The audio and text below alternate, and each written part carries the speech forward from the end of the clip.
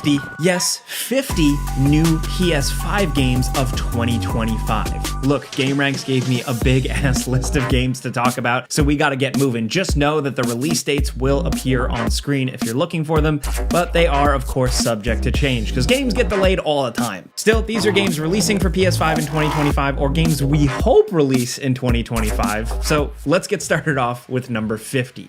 Borderlands 4. Borderlands 4 was recently revealed and it looks like it's significantly changing things up. The vibe is different, the gameplay looks like it has a little bit more verticality, but we only know so much here. The developers did announce a full dedicated PlayStation Direct soon in the coming months, just specifically highlighting Borderlands 4, so we're hoping we get a lot more information then. Next, over at number 49, we have Crimson Desert. This is from the people behind Black Desert Online, but this is something completely different. This is a massive, open-world, ambitious adventure in a medieval fantasy world with magic, knights, swords, horses, all kinds of crazy stuff. It looks like a world you can truly create a character and really live in. This game has a lot of systems and features, and we're really just hoping that it can actually live up to the lofty promises. Next, over at number 48, Indiana Jones and the Great Circle. Yes, a game that was once just Xbox Series X and S and PC is releasing on PS5 this year. And that's good because this game is damn good. I really had a good time with this one. It is Indiana Jones through and through. It gets the feel of those original 3 movies, and it's just got good gameplay chops to boot. It's got a little exploration, it's got a lot of punching. It feels like a hybrid between like a Dishonored immersive sim, but also Chronicles of Riddick Escape from Butcher Bay, if you're one of the guys like me who played that. Next, over at number 47, Assassin's Creed Shadows. Oh boy, this is a big one for Ubisoft. They're betting big on this, and we're hoping that they can nail this one.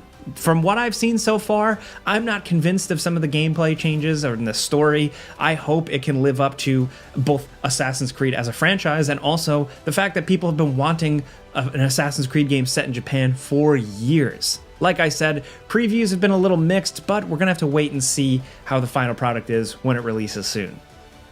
Next, over at number 46, we have Mafia: The Old Country. Mafia is throwing it back to early 1900s Sicily for some good crime shenanigans, and I am 100% on board. These games have always taken inspiration from the Godfather films, and I expect that to continue here, but I think this type of game, dropped into a lower fi early 1900s with technology and how it was and stuff, I just think is a really, really good idea, and I hope it's reflected in the gameplay.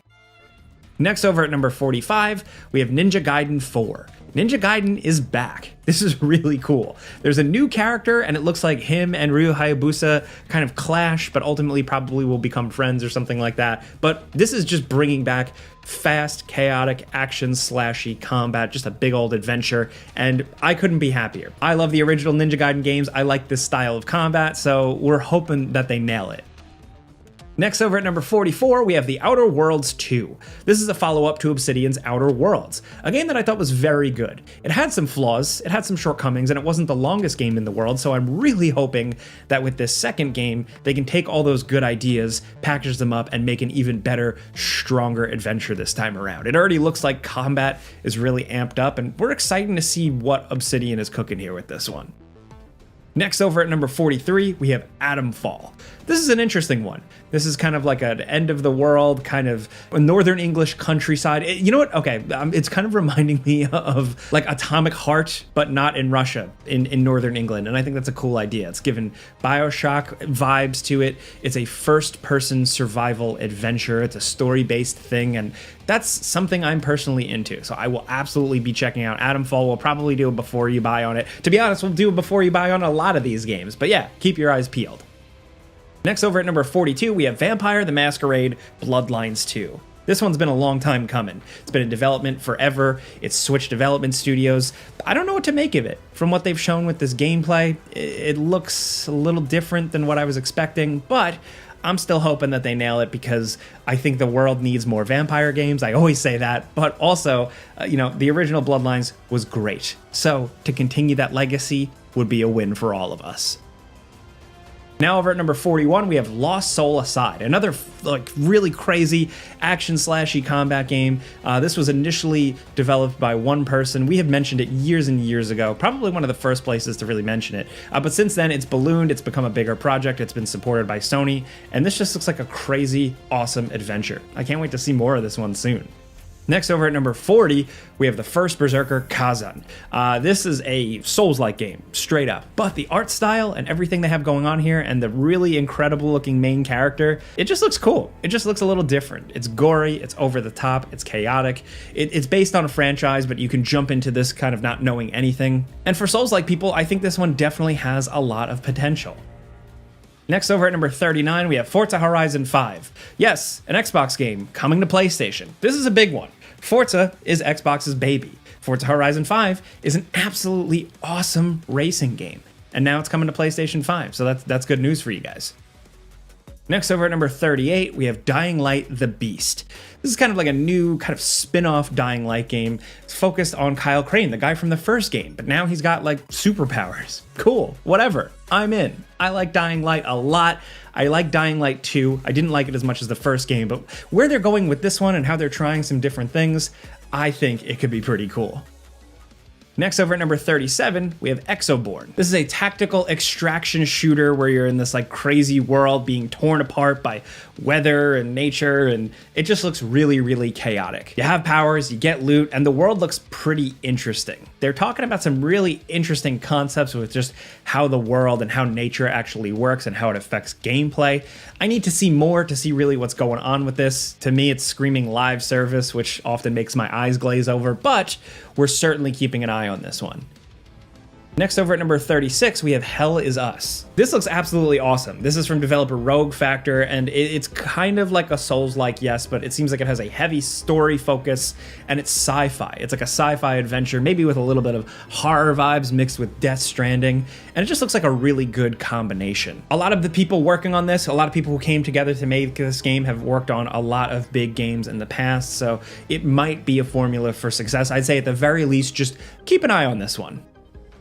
Next, over at number 35, we have Towers of Agazba. This is an open world sandbox adventure with a lot of quirks, a lot of weird creatures and biomes, and as of right now, it's still technically in early access. It released in 2024, but the games have gotten a lot of feedback, and we're curious to see what the developers do with it this year. Next, over at number 34, we have Where Winds Meet. This is an open world action adventure RPG set during a significant period in Chinese history, but of course they're going full fantasy here, and the influence of Chinese game development seems to continue here. This does look like a really strong contender. The action is over the top. Next, number 33, we have Marvel's Wolverine. I know it's pretty high up on the list just because we don't know if it's coming in 2025. We haven't heard a thing about this since it was announced a few years back, but we're hoping that we hear more this year and maybe it gets a release date this year. That would be cool. I could use some Logan in my life, but we'll just have to wait and see.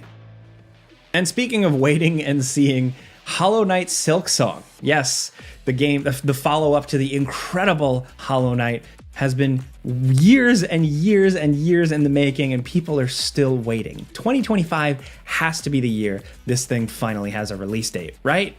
If not, I feel like I'm going crazy.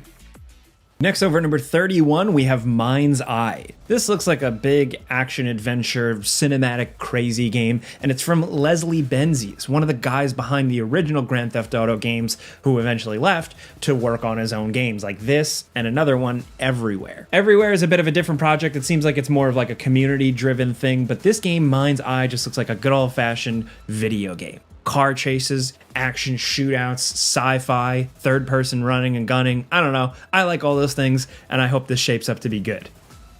Next, over at number 30, we have Phantom Blade Zero. This is an action combat adventure game in a fantasy world that I can confirm now actually is as cool as it looks. I was able to play a work-in-progress preview version of this game for a little while, and the combat is crazy, the action is over the top, the boss fights are really compelling. The developers have been putting out more and more gameplay of this, so you can check it out for yourself, but I definitely think this one is going to be a big contender. Next over at number 29, we have Ferocious, which straight up is billed as just like an old school first person shooter. You're running around in the jungle shooting dinosaurs. No, it's not Turok, even though that's making a comeback too, but Ferocious just seems like straight up regular old fashioned good video game fun times. It's got guns, gore, pretty graphics. It kind of reminds me of Crysis from back in the day, like Crysis with the dinosaurs. And you know what? I'm okay with that.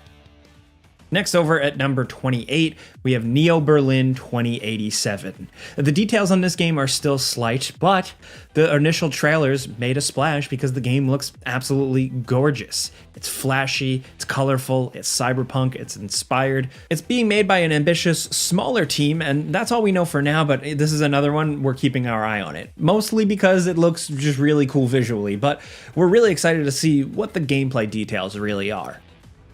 Next over at number 27, we have Little Nightmares 3. The weird, creepy horror adventures continue. I'm very much looking forward to this one. It includes multiplayer, you can play through it with a friend, and these games I come to for a couple of things, like really like nail-biting moments and creepy monsters and cool visuals. And it looks like Little Nightmares 3 is delivering all of that. Next over at number 26, what an awesome surprise, we're getting a new classic style Shinobi game. Shinobi Art of Vengeance looks like a absolute love letter to the classic games, but also trying some cool new interesting things. It's got a great art style, and just judging from the trailer, the gameplay does look pretty tight. Of course, that's a matter of feel, and we're excited to get our hands on this thing. Next over at number 25, we have Light No Fire. This is the next game from Hello Games, the people behind No Man's Sky. No Man's Sky, of course, launched with some issues, but has gone on to become an incredible game. Probably one of the best space games ever. They've supported the hell out of it. It has become such a good game. And now with Light No Fire, it looks like they're trying something different. Kind of like big, wide open sandbox world adventuring. The potential is there. I think they've learned a lot from No Man's Sky, so we're excited to see what they're truly cooking with this one. Next over at number 24, we have Split Fiction. This is the newest game from Hazelight, the people behind It Takes Two, A Way Out. This is an interesting spin. Essentially, you are two writers who are sucked into their projects. It's two women that write books. One is a fantasy author and one is a sci-fi author. So you're essentially just constantly adventuring and getting thrown into these crazy, different, contrasting worlds. And if it's anything like It Takes Two, if it can really keep that gameplay, pacing, and consistency and creativity, this could be an incredible game. It Takes Two won a lot of Game of the Year awards when that released, and hopefully Split Fiction can be as fun as that. Next over at number 23, we have Clair Obscur Expedition 33. This is a French-developed RPG, heavily inspired by JRPGs, but definitely doing its own thing. It's got a little bit of a AAA flair to it, but with really, really inventive worlds and characters and art direction. This looks just unique. It's got a lot of great voice actors behind the game, and hopefully tells a really compelling tale to back up the gameplay, which is kind of like old school or RPG turn-based stuff. I've said it in other videos in the past, Expedition 33 is pretty high on my most anticipated list, to be honest, so all I can say is that I am excited for this one. Next over at number 22, we have Fatal Fury City of Wolves. Fatal Fury fans have been waiting for something, and it looks like City of the Wolves is definitely going to deliver because the gameplay looks insane. SNK Corporation definitely knows what they're doing at this point, so yeah. Thankfully, you don't have to wait too long for this one. Next over at number 21, we have Bleach, Rebirth of Souls. For Bleach fans, this is essentially centered around a lot of like intense 1v1 battles. The art style, the visuals they have going on here looks pretty consistent. It's being published by Bandai Namco, who I think at this point knows how to handle these types of properties, so we're hoping for the best. Next over at number 20, we have Baby Steps. Sorry, I'm laughing, but like, look at the gameplay.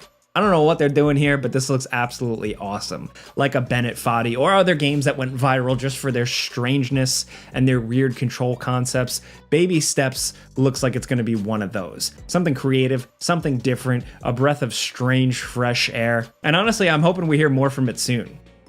Next over at number 19, we have Blade of Antara. This is an action world RPG set in large worlds that looks really compelling. Visually, there's a lot of cool detail going on, but like I like the focus on the two main central characters, and apparently there's like this weird mist plague that is destroying the lands, and it's up to you to figure out what's going on. That's some video game stuff if I've ever heard it, but it being an action RPG, I'm in.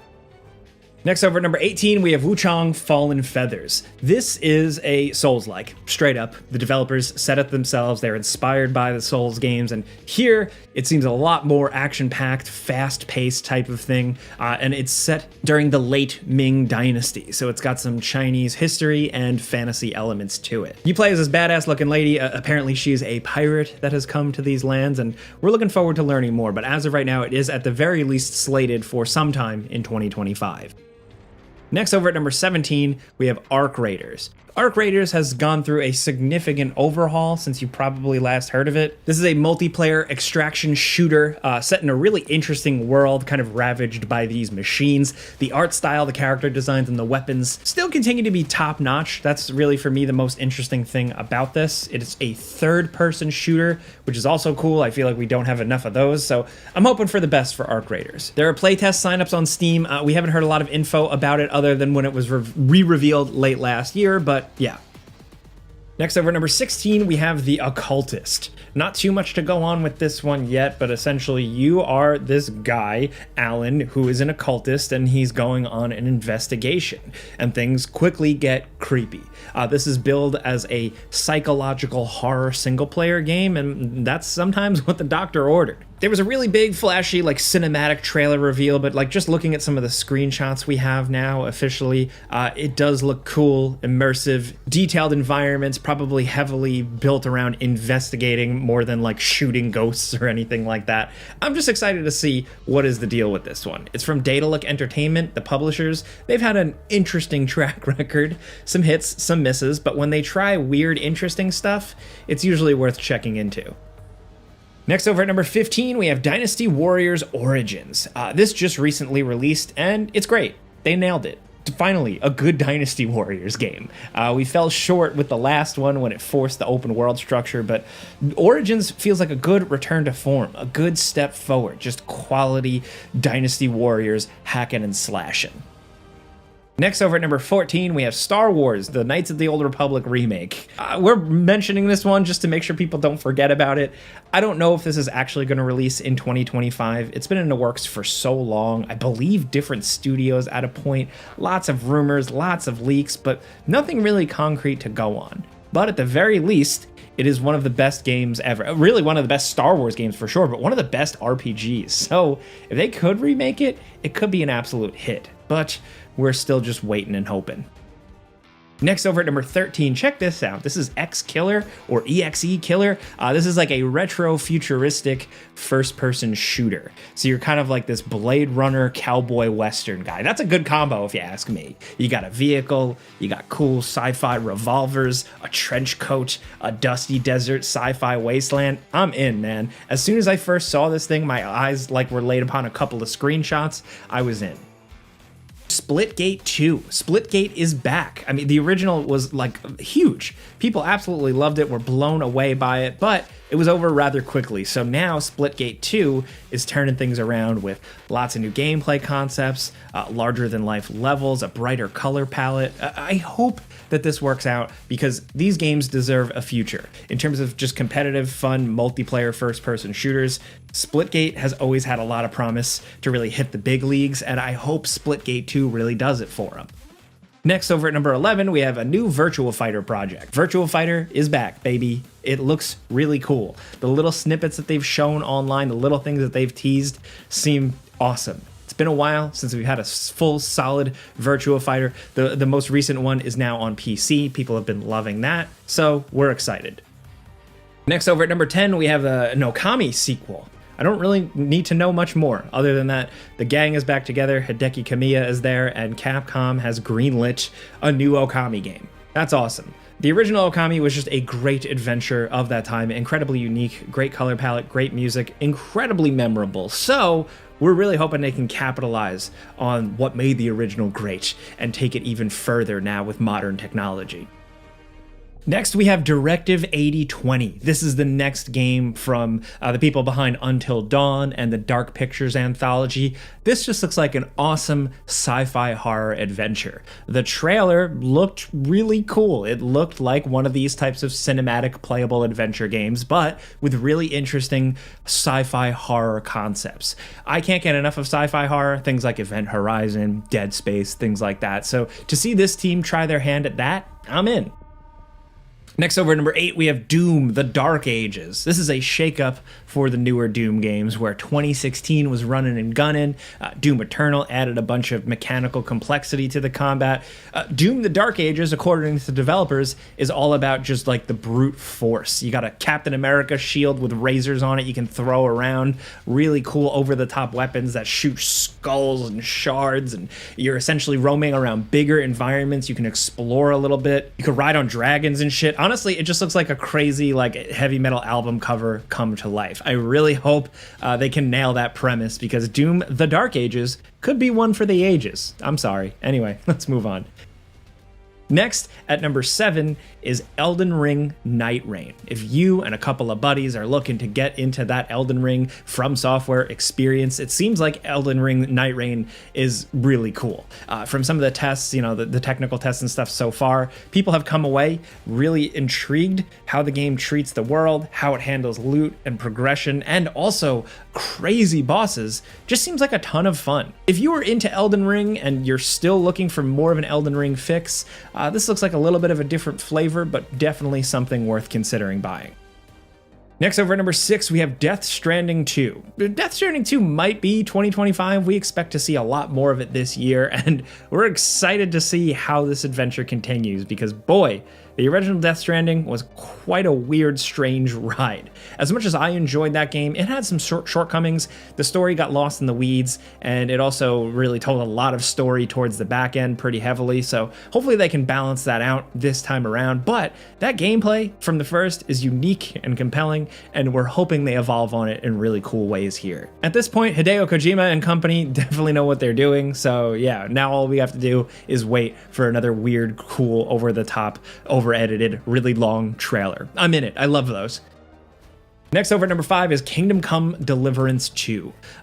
Probably one of the better RPGs to release this year. We have absolutely loved this game here at GameRanks. It just released at the time of making this video. It is a big, monstrous RPG with choices, decisions, consequences, branching quests, detailed explorable worlds, and just a good showcase of like weird, brutal medieval life. If you're into knights, swords, castles, history, and challenging RPGs, consider Kingdom Come Deliverance 2. It's definitely one of the best. Next, down at number 4, we have Monster Hunter Wilds. Monster Hunter Wilds takes the formula of Monster Hunter Worlds and Rise and takes it to a new level with completely open world maps, you know, no loading, no zones, anything like that. Riding around on mounts, switching weapons, and a bunch of creative new monster designs. So far, our first impressions, the game is very cool. It's more Monster Hunter, and honestly, that's all you'll want sometimes. It's good to go in with friends, grind down some hunts, and we think this is one that people are going to be playing for quite some time. Next, over at number 3, we have Metal Gear Solid 3 Delta, or the Metal Gear Solid 3 Snake Eater remake, whatever you want to call it. So far, this is looking pretty good. All the gameplay, all the trailers they've shown, the fact that they're sticking pretty close to that original gameplay formula and only slightly updating it and tweaking it, I think is good. I am a diehard Metal Gear Solid fan, as you guys probably know, and I'm incredibly picky of remakes like this when it's so close to me personally, but so far, it seems like they're doing the right things, they're saying the right things, they're showing off the right things, and we're gonna get it in our hands and judge it soon when it releases. Now down at number 2, Ghosts of Yotei. The follow-up to Ghosts of Tsushima here is releasing this year at some point, and we're really excited to see how things go, how Sucker Punch can really continue the Ghost of Tsushima gameplay concepts. I really could have spent a little more time with Jin Sakai. You know, it's interesting that they're changing the character already, but if it carries similar gameplay concepts, exploration, stealth, the beautiful worlds, I am absolutely locked in. In terms of like PS5 big like story-based AAA exclusives, this is probably going to be their biggest one of the year. Now down at number 1, the elephant in the room, Grand Theft Auto 6. GTA 6 does not have a release date, but the parent company Take-Two has been, doubling down that it is going to be a 2025 release. Will it get delayed? Who knows? Honestly, we haven't heard shit about this game in quite some time since that original trailer was revealed. But whenever this does release, maybe if it is fall of 2025, maybe it isn't, it's going to be a big thing. It's going to be a big mover and shaker. Even if you personally aren't a big Grand Theft Auto player, there's no denying that this game is a big deal. The amount of money involved, the amount of people involved, casual audiences, everybody is going to be talking about this one, and we're just excited to see how it all goes down in the gaming culture, in the world. Maybe 2025 is when we finally get some of those answers. Those are 50 games, but of course there's more. We couldn't fit just 50. We also have some bonus ones, including Killing Floor 3, Days Gone Remastered, Rematch, Sonic Racing Cross Worlds, and John Carpenter's Toxic Commando. There's probably a lot more out there. Like I said, we can only squeeze so many here. So let us know what games you're looking forward to. Anything else you think should be put on this list. Anything at all, let's talk. If you like this video and you like talking games with us every single day, clicking the like button's all you gotta do. It really helps us out. And if you're new, consider subscribing, maybe hitting that notification bell because we put out videos every single day. But as always, thanks for watching, and we'll see you guys next time.